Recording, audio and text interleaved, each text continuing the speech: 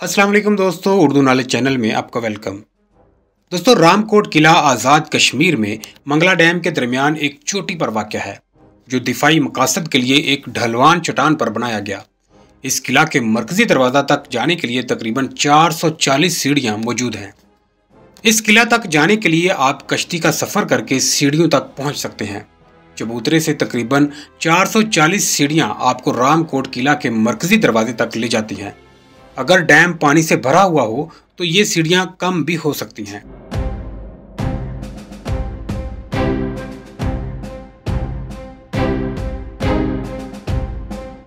दूसरा रास्ता डडियाल की जानब से आते हुए बेहली गांव से पैदल रास्ता इस किला तक जाता है। ये रास्ता झाड़ियों वाला है और अगर डैम पानी से भरा हुआ हो तो ये रास्ता और भी ज्यादा खतरनाक हो जाता है।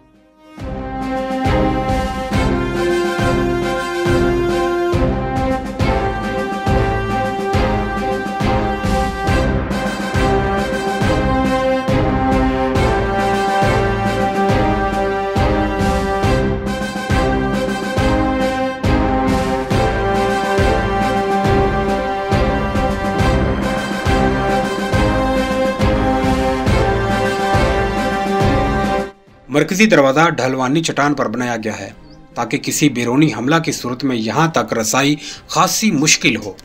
मरकजी दरवाजे में सुर्ख ईंट जबकि बाकी तमाम जगहों पर पत्थर का इस्तेमाल किया गया है।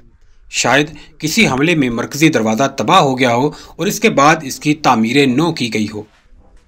ये किला ऐसी महारत से बनाया गया था कि हमलावर को हर तरफ से निशाना बनाया जा सकता था।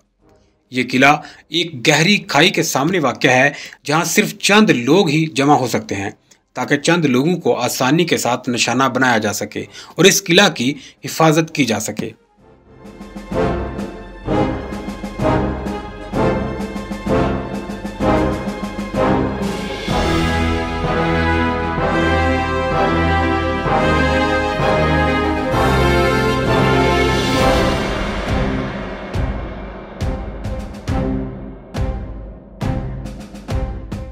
किला के अंदर दाखिल होते ही सामने मैदान में दो बड़े तालाब नजर आते हैं जिनका मकसद बारिश के पानी को ज़हीरा करना था।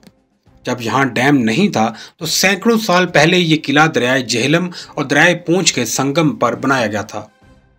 तीन अतराफ से किले को दरियाओं ने घेर रखा था। किला खासी ऊंचाई पर था, इसलिए पानी की जरूरत को बारिश का पानी इकट्ठा करके पूरा किया जाता था। तालाब की दीवारों पर प्लस्तर भी मौजूद है और फर्श पक्का है। तालाब के साथ छोटे तालाब या घड़े मौजूद हैं जिनमें पहले पानी गिरता ताकि रेत और मिट्टी नीचे बैठ जाए और साफ पानी बड़े तालाब में दाखिल होता। बज़ाहिर ये पानी फिल्ट्रेशन के काम आते थे। दूसरे तालाब के गिर्द चलने के लिए रास्ता और पर्दादार दीवार भी मौजूद है। महकमा आर्कियोलॉजी के मुताबिक इस तालाब पर छत मौजूद होती थी और यह तालाब पुजारियों के नहाने के काम आता था।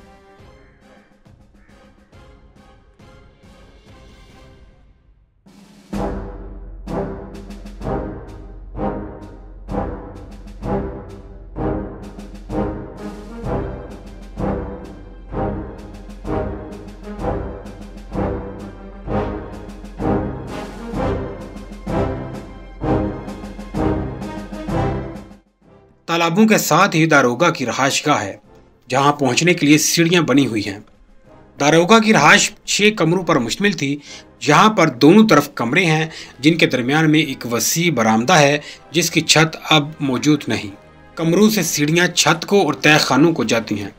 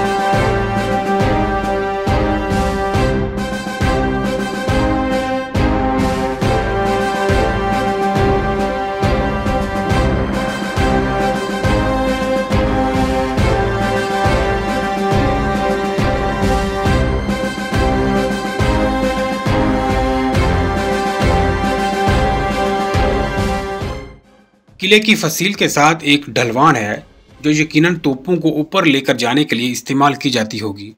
एक तोप भी फसील पर मौजूद है जिसकी तारीख के बारे में अगर आप जानते हैं तो कमेंट्स बॉक्स में ज़रूर बताएं।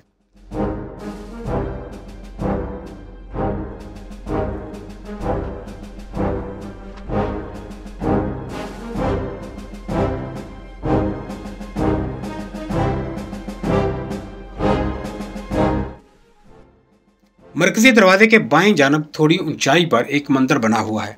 मंदिर की दीवारें गिर चुकी हैं मगर इसमें सुर्ख रंग का एक बड़ा शिवलिंग अभी तक मौजूद है जिस पर मन्नतों और मुरादों के चढ़ावे चढ़ाए जाते थे, घी और दूध बहाया जाता था। मंदिर के साथ ही चंद सीढ़ियां ऊपर कमरों की जानब जाती हैं। ऊपर साइड पर किला की दीवार तबाह हो चुकी है और इंतजामिया ने लोहे की रोक लगा रखी है ताकि कोई हादसा पेश न आए।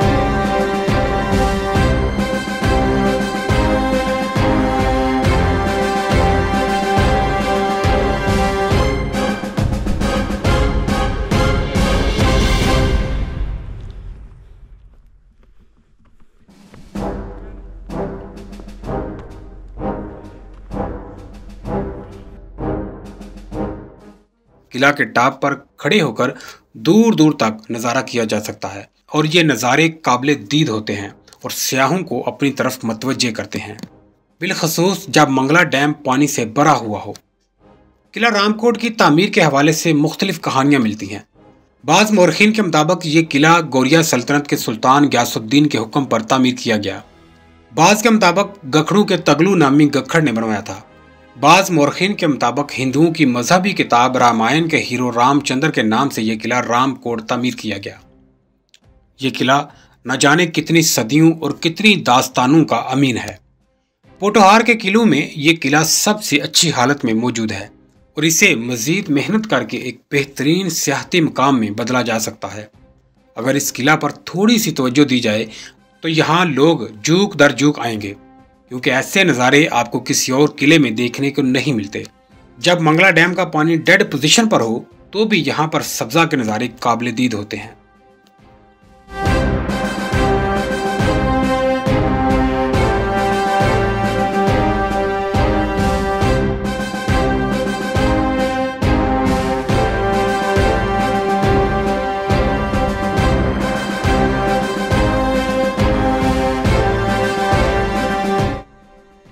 दोस्तों, वीडियो के मुतालिक अपना फीडबैक कमेंट्स बॉक्स में ज़रूर दें और इस वीडियो को लाइक और अपने दोस्तों के साथ शेयर ज़रूर करें।